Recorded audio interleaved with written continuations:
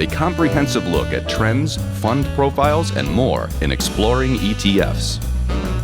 Hi everyone, welcome to Exploring ETFs.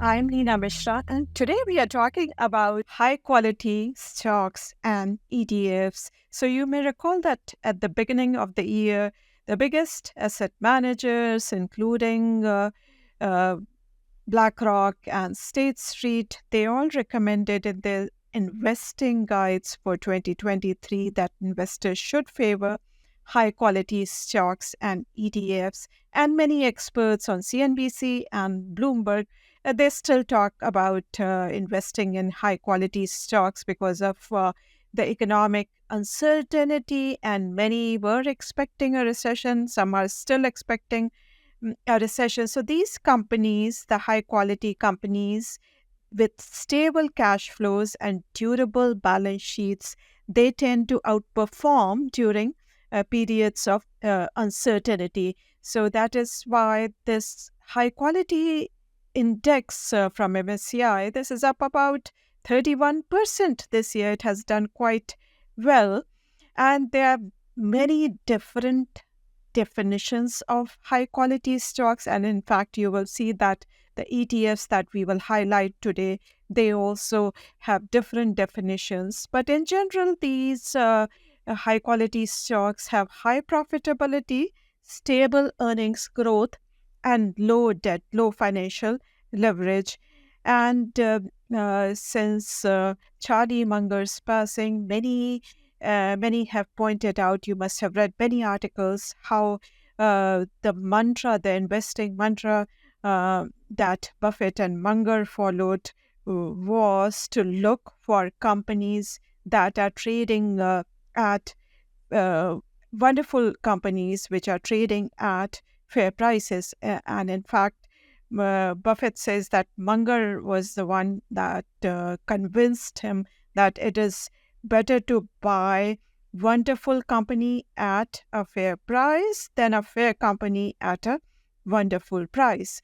But since these stocks have gone up quite a lot, particularly over the past 1 year or so, are they quite expensive now?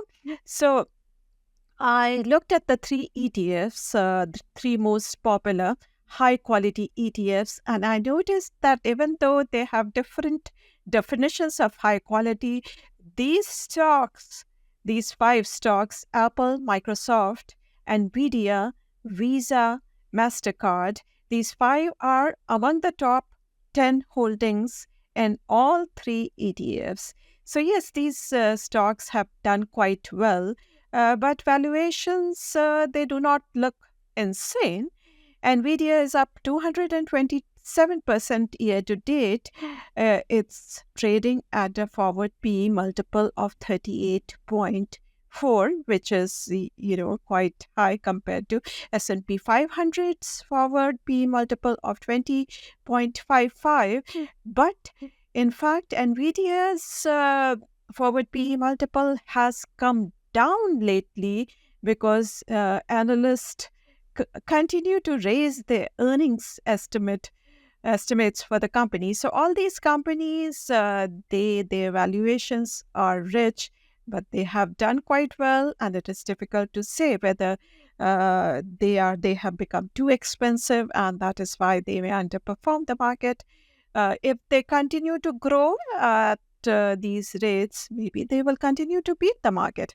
So anyway, let's take a look at three most popular high-quality ETFs and what they do. So the first one I'm highlighting is the most popular in the space with 35 billion in assets, and this has gathered over 11 billion in 2023. The ticker symbol is QUAL, easy to remember. So this holds 125 high-quality stocks, and its current PE ratio is 23.97, so slightly richer than S&P 500's PE multiple. Now, this is the trailing multiple, not forward PE. So S&P 500's trailing PE multiple is 23 times. Expense ratio is very reasonable, 15 basis points. If you want to learn more, you can go to the quote page on Zacks.com and learn more about this ETF. And before that, I wanted to show this slide from MSCI about the factor performance year to date. So this is pretty amazing. Quality factor has done so well compared to all other factor. The MSCI USA index is up about 22%, and all other factors have underperformed the broader index. Only quality index has done so well. Now, going back to our QUAL ETF, you can learn more about the ETF by reading our articles, our research report, podcast. I did a podcast with BlackRock where I also discussed this particular ETF. Then using the link, you can go to iShares webpage for this ETF.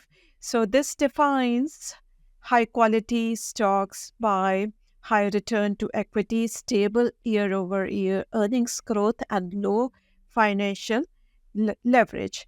So these stocks are selected from compared with the peers within that particular sector. So you will get sector exposure, which is quite similar to the broader market. So looking at the top holdings, Visa, Apple, Microsoft, MasterCard, NVIDIA, Meta Platforms.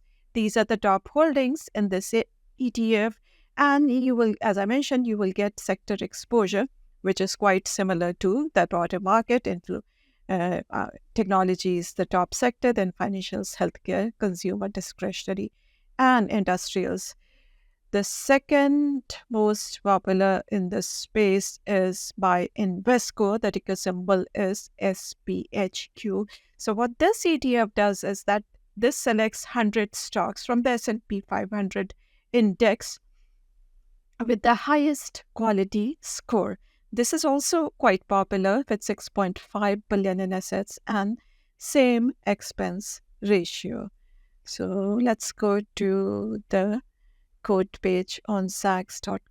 Oh, before that, I wanted to show this document which was on iShares webpage related to QUAL's methodology.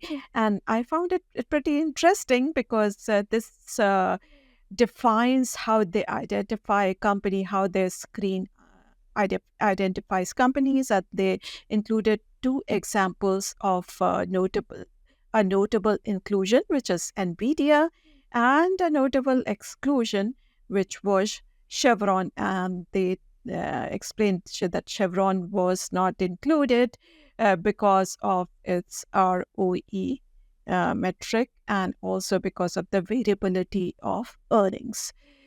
Now, looking at SPHQ ETF, again, you can go to the web page for Invesco web page for this ETF.